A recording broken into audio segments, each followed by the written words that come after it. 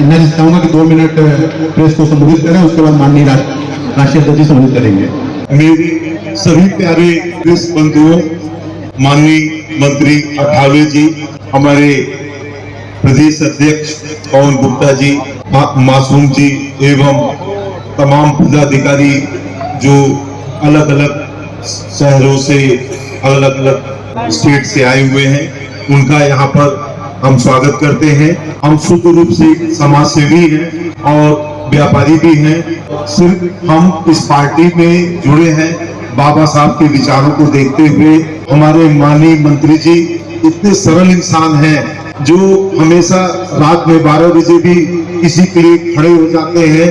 तो हमको लगा, हमको एक प्रेरणा आई कि हम मंत्री जी के साथ जुड़े, पार्टी के साथ जुड़े, और पार्टी जो भी जिम्मेदारी हमें देगी देश में, प्रदेश में और जहां भी देगी, हम बड़ी निष्ठा और ईमानदारी के साथ पार्टी की सेवा करेंगे और एक मामूली कार्यकर्ता के रूप में अपना समय, अपना जो आदेश होगा उसे हम पूरा करेंगे। आज का दिन मेरे लिए एक त्योहार का दिन है। जो रिपब्लिक पार्टी ने हमें इतनी बड़ी जिम्मेदारी दी है और हम पूरी ईमानदारी के साथ इस जिम्मेदारी का निर्वहन करेंगे। सभी पत्रकार, इलेक्ट्रॉनिक मीडिया के फोटोग्राफर, प्रिंट मीडिया के पत्रकार यहाँ मौजूद हैं, तो आप सभी पत्रकारों का रिपब्लिकन पार्टी ऑफ इंडिया की तरफ से आभार। और गाजियाबाद उत्तर प्रदेश का एक बहुत इम्पोर्टेंट शहर और जिला है। इसी गाजियाबाद में रहने वाले संजय सिन्हा जी, तो कायद के कम्युनिटी है, बिजनेसमैन भी है, और उनका काम उत्तर प्रदेश, दिल्ली, महाराष्ट्र अनेक जगह पर इनका काम। तो बाबा साहब अम्बेडकर जी की विचारधारा सब जाति धर्म के लिए, बाबा साहब की विचारधारा की रिपब्लिकन पार्टी ऑफ इंडिया, सब किसान हो, दलित हो, आदिवासी हो, ओबीसी हो, जनरल कैटेगरी के लोग हो, बाबा साहब ने बताया कि बाबा साहब का मिशन है सबको साथ में लेकर आगे चलना। दलित समाज के वोटों से राजनीति को सफल नहीं, सभी जाति धर्म का वोट लेने के बाद ही हम चुनकर आ सकते हैं, और हम चुनकर आने के बाद सत्ता मिल सकती है। इसलिए बाबा साहब अम्बेडकर जी की जो भी रिपब्लिकन पार्टी ऑफ इंडिया है, इस पार्टी को मैं सारे देश में, मेरी पार्टी में संजय सिन्हा जी की पहचान मेरी 4 महीना पहले हुई और लगातार उनके साथ मेरी बैठक, और उन्होंने भी मतलब व्यक्त की कि बाबा साहब अम्बेडकर इसमें मैं पूरे उत्तर प्रदेश में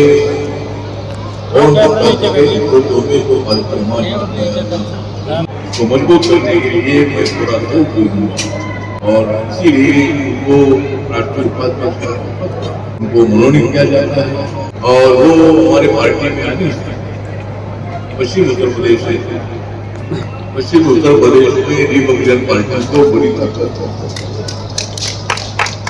और हम एनडीए के साथ हैं, माननीय नरेंद्र मोदी जी के साथ हैं, योगी आदित्यनाथ जी के साथ हमारी पार्टी है, और रिपब्लिकन पार्टी कई राज्यों में काम करती है। 8 केंद्र प्रदेश हमारी पार्टी जो है, ये पार्टी 2 राज्यों में, नागालैंड और मणिपुर, 2 राज्यों में हमारी पार्टी को मान्यता मिलती है, हमारी पार्टी को राष्ट्रीय मान्यता मिलती है। और आज पूरे देश भर में 4 पार्टियां रिपब्लिकन पार्टियां हैं, बीजेपी, कांग्रेस, बसपा और आम आदमी पार्टी। 4 पार्टियां नेशनल कमीशन के पास, सेंट्रल कमीशन के, इलेक्शन कमीशन के पास रिकॉग्नाइज है। मेरा संकल्प है कि आने वाले 5 सालों के अंदर रिपब्लिकन पार्टी नेशनल पार्टी दर्जा लेकर 5वें स्थान पर ला सकती है। उसके लिए हमारा प्रयत्न है। और अभी जो 5 राज्यों के चुनाव हुए हैं, उसमें बंगाल है, असम है, तमिलनाडु है,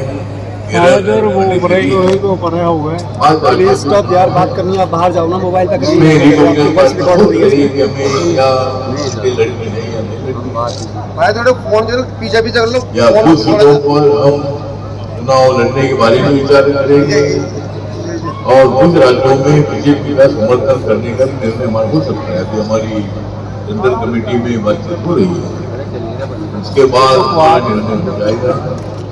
लेकिन आज संजय सिन्हा जी पार्टी में आने से श्री बहुजन पार्टी को ताकत मिली है। पवन गुप्ता जी पूरे राज्य में घूम अभी जो 75 जिले यहाँ है अभी तक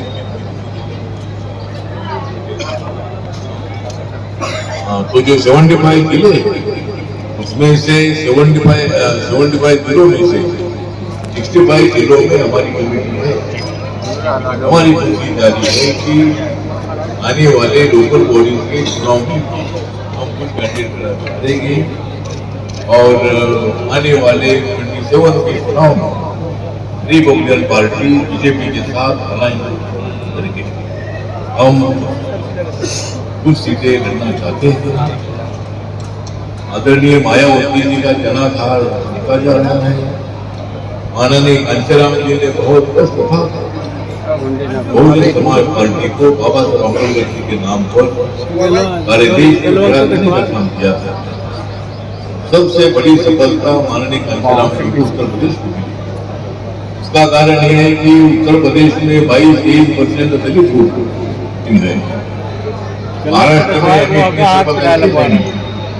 महाराष्ट्र में दलित वोट 13% की है और इसीलिए महाराष्ट्र में की सफलता हमें नहीं मिली।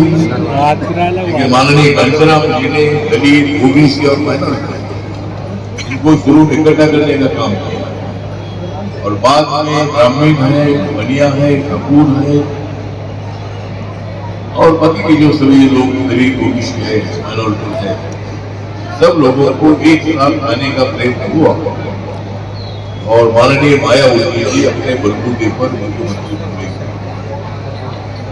माननीय मायावती जी को 3 बार मुख्यमंत्री बनने का मौका मिला। इसका कारण ये था कि बीएसपी को मेजॉरिटी नहीं मिली थी। भारतीय जनता पार्टी ने 3 बार सत्ता के बाद 4 बार उत्तर प्रदेश के मुख्यमंत्री रही।